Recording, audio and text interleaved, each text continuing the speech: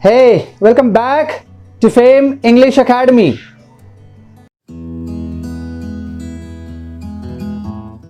Talent is God gifted. Be thankful. Conceit is self given. Be careful. Talent जो है ना ऊपर वाले की देन है, हमें थैंकफुल होना चाहिए. एंड कंसीट मतलब घमंड, ये जो है आदमी का सेल्फ उपज है. राइट, लोग घमंड में आ जाते हैं. इससे बी केयरफुल, सावधान रहिए. Because nothing is permanent in this world. हमें जो मिला है, जो ऊपर वाले ने जो हमें दिया है, हमें उनका शुक्रगुजार होना चाहिए, उस पर घमंड नहीं करना चाहिए. एज आई टोल्ड यू कि nothing is permanent. So whatever we have got, जो भी हमें मिला है, हमें बहुत ही शुक्रगुजार होना चाहिए, उनका थैंक कहना चाहिए, उन पर घमंड नहीं करना चाहिए, लोगों के प्रति आभार व्यक्त करिए. This is very important to lead our life. So we should never be negative. Whatever we have, हमें जो है उस चीज को पॉजिटिवली लीजिए और एंजॉय करिए लाइफ का. Today we are going to discuss about positive contractions. पिछले वीडियो में हम लोगों ने कॉन्ट्रैक्शंस के बारे में देखा, इनके कितने काइंड्स हैं वो देखा, और नेगेटिव कॉन्ट्रैक्शंस के बारे में हम लोगों ने डिस्कस किया, जिसमें जो 24 ऑक्सिलरी वर्ब्स हैं, उन ऑक्सिलरी वर्ब्स के साथ नॉट को हम लोगों ने कॉन्ट्रैक्ट किया.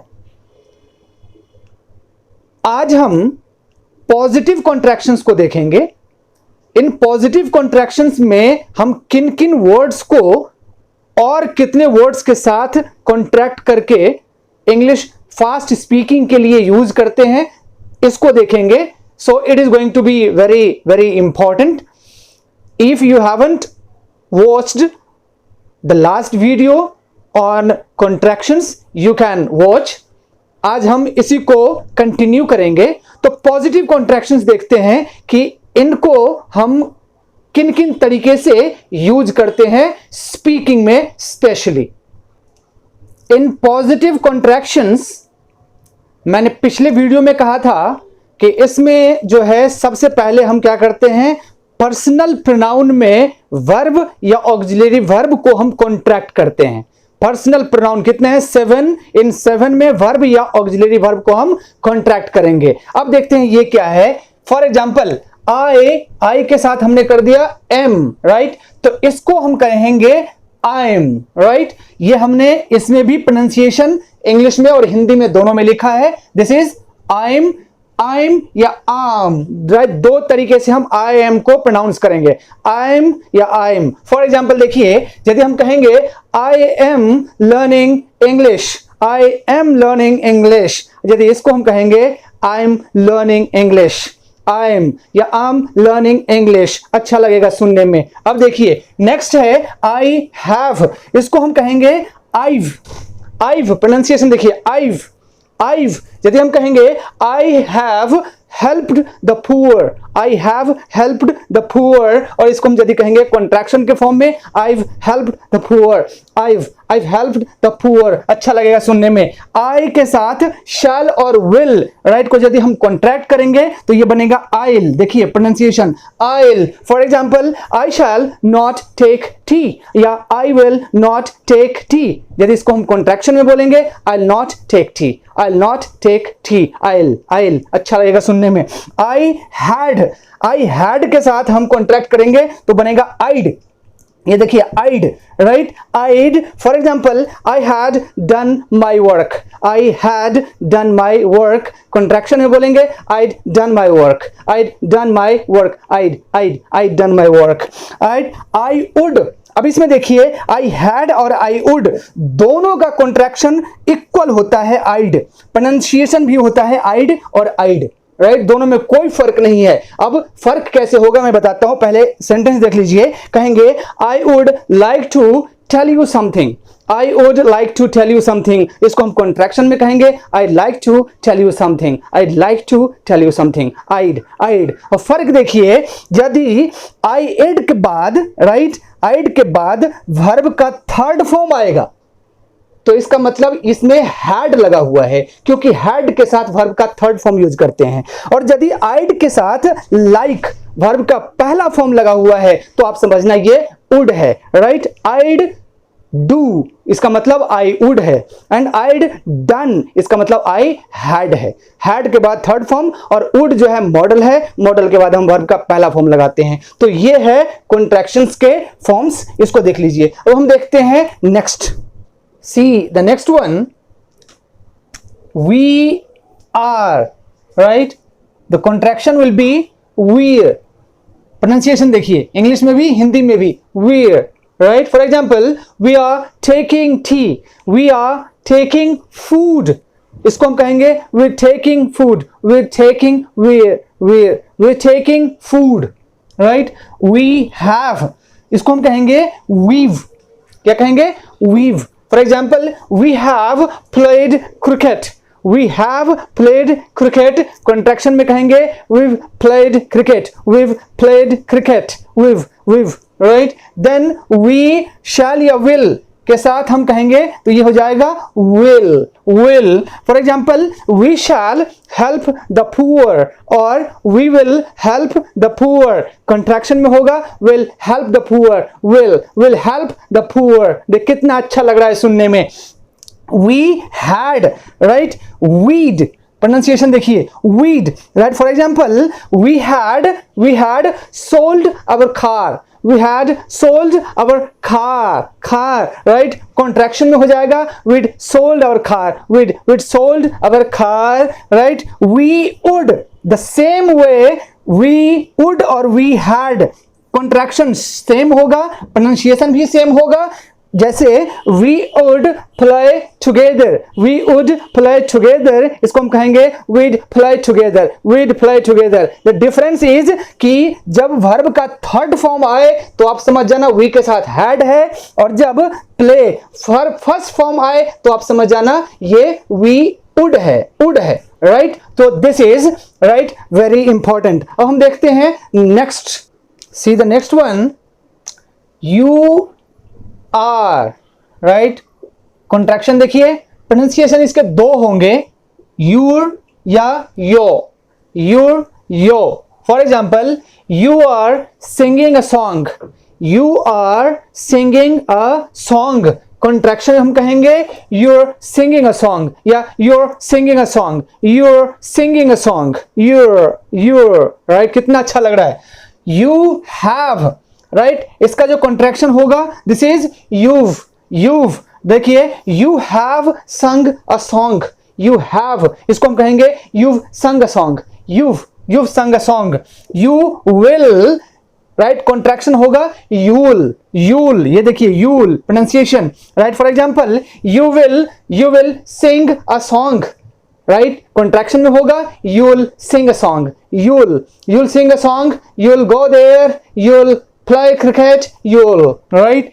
You had, right? pronunciation देखिए, इसका कॉन्ट्रैक्शन होगा you'd, right? pronunciation देखिए you'd, right? for example, you had sung a song,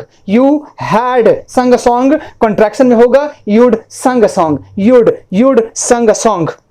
you के साथ would, अब देखिए इसमें भी वही कहानी है, सेम you had और you would, same contraction, same pronunciation. For example, you would sing a song या कॉन्ट्रैक्शन में होगा you'd sing a song.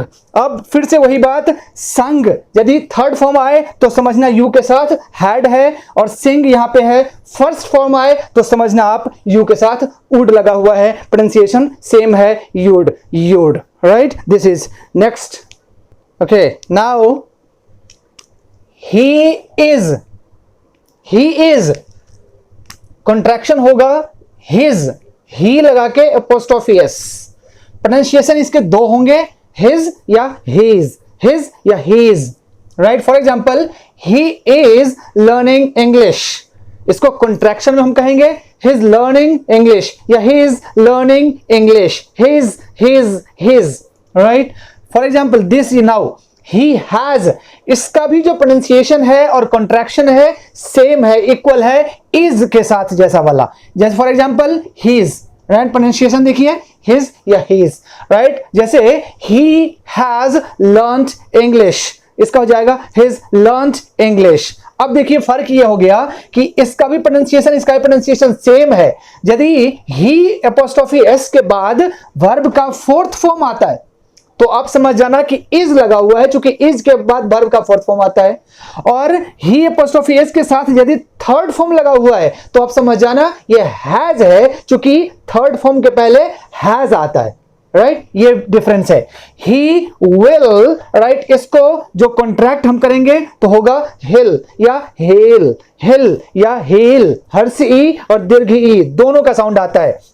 For example he will learn English, right, contraction में होगा he'll learn English या he'll learn English, right. he had को जो contract करेंगे तो हो जाएगा hid या hid, hid देखिए HE apostrophe D। For example he had learned English या he'd learned English, he'd learned English, right. He would, इसका भी सेम है हैड की तरह, he'd, right. For example he would learn English या he'd learn English. बस दोनों में फर्क यही है कि जब लर्नड V3 आए तो आप समझ जाना ये हैड लगा हुआ है, और V1 आए तो आप समझ जाना ये वुड है। प्रोनाउंसिएशन दोनों का है हिड हिड, राइट। इधर भी है हिज हिज। अब देखते हैं नेक्स्ट सी, शी इज, इसको जब हम कॉन्ट्रैक्ट करेंगे तो ये बनेगा शीज। प्रोनाउंसिएशन देखिए दो प्रोनाउंसिएशन है, दिस इज शीज या शीज, शीज या she's. For example she's, she is singing now, she is singing now, contraction में कहेंगे she is singing now, she's या she is singing now, right, हर्षी दीर्घी दोनों वाला। She has, राइट, इसके भी जो कॉन्ट्रैक्शन होंगे इक्वल होंगे she is के जैसा, ये है she is। प्रोनाउंसिएशन भी क्या है, इक्वल है, right. For example she has sung now या she is sung now। फर्क ये है कि जब is के साथ, राइट, ing आ जाए शी और एपोस्ट्रोफी एस के साथ तो आप समझना सी ये इज है, और यदि V3 आ जाए तो आप समझ जाना ये शी के साथ हैज लगा हुआ है। शी विल, दिस इज शिल या शील, शील, right. For example she will sing now, इसको हम कहेंगे शील सिंग नाउ, शील शील। शी हैड, इसका कॉन्ट्रैक्शन होता है शीड या शीड, शीड या शीड। फॉर एग्जाम्पल शी हैड संग अ सॉन्ग, या कॉन्ट्रैक्शन में कहेंगे शीड संग अ सॉन्ग, शीड संग अ सॉन्ग। शी वुड, इसका भी प्रोनाउंसिएशन सेम है, कॉन्ट्रैक्शन भी सेम है, एपोस्ट्रोफी डी लग रहा है, right.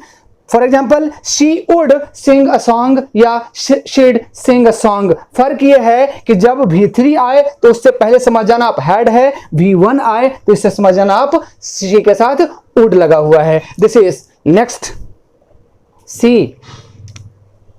Now it is, right, इसका कॉन्ट्रैक्शन होगा it's, right, it's.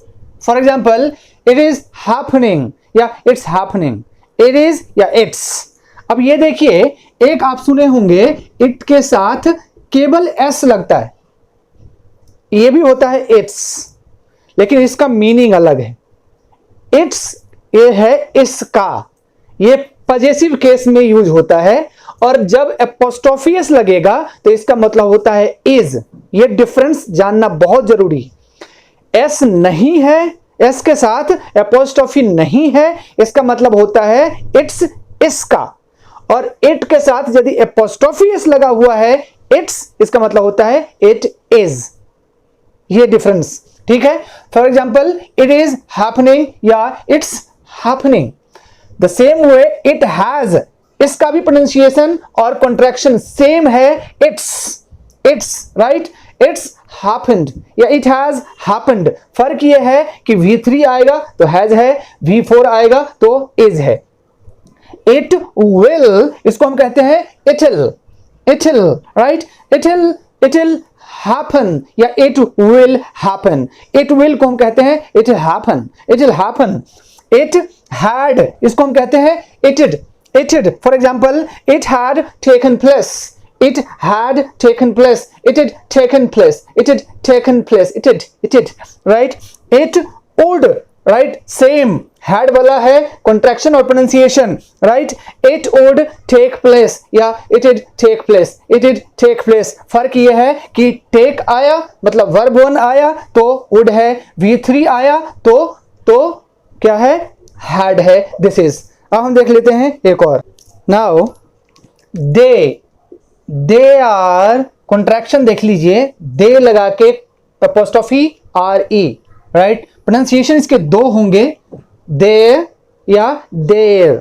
For example, they are playing, इसको कहेंगे they're playing, their, right? They have, right? इसको कहेंगे they've, they apostrophe ve, they've. For example, they have played, they've played. They will, pronunciation से contraction हो जाएंगे they'll, right? They will play, they'll play. They had, इसका हो जाएगा they'd, ये pronunciation देखिए they'd. For example, they had played या they'd played, right? They would, same, they'd, had वाला contraction, right? For example, they would play या they'd play. वही difference है, play verb 1 आया तो would, V3 आया तो had. अब देखिए यहाँ पे there, आप एक सुने होंगे their, ये भी है there, लेकिन इसका मीनिंग अलग है. ये पजेसिव केस में यूज होता है, इसका मतलब होता है उनका या उन लोगों का. एक है THERE, there, इनका भी प्रोनाउंसिएशन सेम है लेकिन इसका मतलब होता है वहां, राइट? वहां. तो ये सारी चीजें हैं. तो अब हमने देखा, अब हम देखते हैं कि सम एडिशनल वर्ड्स जिसके साथ हम क्या लगाते हैं? ऑक्सिलरी वर्ब या वर्ब लगाते हैं. Now see some words with who के साथ आर लगता है तो इसको हम कहते हैं हु यू, हु आर या हुर. हु इज को हम कहते हैं who's, who is who's. Who has, इसको भी हम कहते हैं हुज, या दोनों का जो कॉन्ट्रैक्शन होता है इज हो हैज हो, हुज, राइट?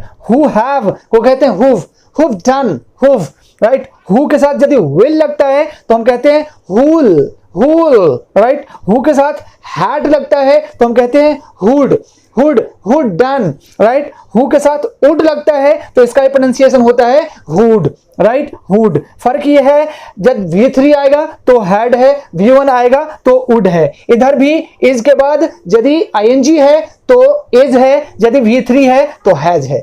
अब देखते हैं हम कुछ another word. Now see some words with what के साथ जब इज लगता है तो हम इसको कहते हैं व्हाट्स. कई बार आप सुने होंगे, hey what's your name, what's, right? What has, इसको भी हम बोलते हैं व्हाट्स. फर्क ये है कि इसके बाद वर्ब का थर्ड फॉर्म आएगा. What are, right? What're, right? For example, what are you या फिर what are you, water, right? This is what have, इसको कहते हैं what have, right? What have you done या what have you done, what have, right? What will, बहुत अच्छा, what will, right? What will you do या what will you do, what will, right? What had, इसको कहते हैं whatted, right? What would, इसमें भी है whatted. फर्क ये है कि what would के बाद वर्ब का पहला फॉर्म, what had के बाद वर्ब का थर्ड फॉर्म. प्रोनाउंसिएशन देख लीजिए, इस तरीके के प्रोनाउंसिएशन यूज कीजिए. Now see some words. How is, इसको कहते हैं how's. How is he doing, बहुत सुनने को मिलेगा. How are, right? How are you या फिर how you पूछते हैं बहुत लोग, राइट? सुनने को मिलता होगा. How would, right? This is how would या फिर how'd you do this work, right. Where is क्या होता है, where is he going, where's he, right। when is बहुत अच्छा है, when's, right। now is बहुत अच्छा है, now is your chance या फिर कहते हैं now's your chance। now that is इसको कहते हैं that is a book, that's a book, that has इसको भी कहते हैं that's, लेकिन ये that has के बाद वर्ब का थर्ड फॉर्म आएगा। that will इसको कहते हैं that is that will be nice, right। फिर है here is the king, here is the king या here's the king, right। there is इसको कहते हैं there is a boy, right। there has इसको भी कहते हैं there's, बस ये has के बाद वर्ब का थर्ड फॉर्म आएगा। इसके बाद हमने देखा था कि कुछ ऐसे ऑक्सिलरी वर्ब्स हैं जिसके साथ वर्ब या ऑक्सिलरी वर्ब को कॉन्ट्रैक्ट करना। इसके लिए हमारे पास केवल 5 वर्ड्स हैं। शुड हैव के साथ हम कहते हैं तो ये हो जाता है should have, you should have gone, you should have gone, should have देख लीजिए प्रोनाउंसिएशन ये भी बहुत यूज होता है। would have, right, would have को कॉन्ट्रैक्ट करेंगे तो ये हो जाएगा would have। could have इसको हम कॉन्ट्रैक्ट करेंगे तो हो जाएगा could have, right। might have इसको कॉन्ट्रैक्ट करेंगे तो हो जाएगा might have, right. Must have इसको कॉन्ट्रैक्ट करेंगे तो हो जाएगा मस्ट हैव। मतलब हम क्या कर रहे हैं, सब में एपोस्ट्रोफी लगा के वी लगा रहे हैं, एपोस्ट्रोफी वी। तो ये 5 ऐसे मॉडल ऑक्सिलरीज हैं जिसके साथ हम फिर से ऑक्सिलरी या वर्ब को कॉन्ट्रैक्ट करते हैं। इसका प्रोनाउंसिएशन देख लीजिए, ये भी बहुत यूज होता है, लोग यूज करते हैं, हम इसको समझ नहीं पाते हैं।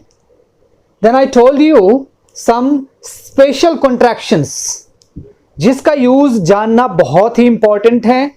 स्पेशल वर्ड्स, अब जैसे हम कहते हैं लेट अस, इसको कहते हैं let's, let apostrophe S, let us go या लेट्स गो। और देखिए लेट मी को कहते हैं lemme, let me speak now, lemme याद कर जाइए, ये बहुत लोग यूज करते हैं। वॉन्ट टू, ये वाना, ये तो फैशन में है। I want to say that, I wanna say that, I wanna से बहुत यूज होता है, रट जाइए, राइट। बिकॉज इसको शॉर्ट फॉर्म में कॉन्ट्रैक्ट करके COS कहते हैं। I want to tell you because को कॉज बोलते हैं। गोइंग टू, राइट, गोना ये भी फैशन में है, इसको रट जाइए, right. I am going to tell you a story, gonna ये गोइंग टू को हम कहते हैं gonna, I gonna tell you, right. ये हो गया। डोंट नो को देख लीजिए, बहुत ही है। Dunno, right, I don't know या आई डू नो बहुत यूज होता है, ये भी देख लीजिए। मैडम को MA'AM मैम कहते हैं, मैम, राइट। डू और यू ये भी बहुत यूज होता है, देखिए डू एपोस्ट्रोफी लगा के YOU, DU, राइट, DU जैसे दिल्ली यूनिवर्सिटी है ना, DU the same way, DU know, right. Some more को कहते हैं s'more, I want s'more, right, s'more, S'MORE। Have to, right, ये भी देखिए, ये भी यूज होता है, have to. I have to go there, I have to go there, have to, right। out of को कहते हैं utter, I'm out of pocket, I'm out of pocket, I'm out of pocket, utter, ये देखिए बहुत use होता है। Finally give me, इसको कहते हैं give me. Okay, give me some water, right, या give me some water, give me some water, give me some water. तो ये जितने वर्ड्स हमने लिखे हैं ये कॉन्ट्रैक्शंस का फॉर्म आप याद कर जाइए, फैशन में है, बहुत यूज होता है। लोग इंग्लिश अब जो है एक इफेक्टिव हो इसके लिए हम इन सारे टर्म्स का यूज करते हैं, कॉन्ट्रैक्शंस का यूज करते हैं। तो these are the usage of contractions in speaking. I think कि you have got the concept of positive contractions, negative contractions, और इसको हम use क्यों करते हैं, इसका pronunciation बहुत ही अहम है, बहुत ही important है। इसका pronunciation जानिए, लोग बोल के निकल जाते हैं, हम समझ नहीं पाते हैं, ठीक है। इसके पीछे यही रीजन है कि contractions का यूज हो रहा है आजकल और हमें इसका यूज करना चाहिए। तो इन सारी चीजों को खूब प्रैक्टिस करिए, अपने टंग पे इसको बिठा लीजिए और यूज करिए। It will help you a lot to make your speech very effective. ठीक है, आज के वीडियो में बस इतना ही, मिलते हैं नेक्स्ट वीडियो में, तब तक के लिए टेक केयर, बाय बाय।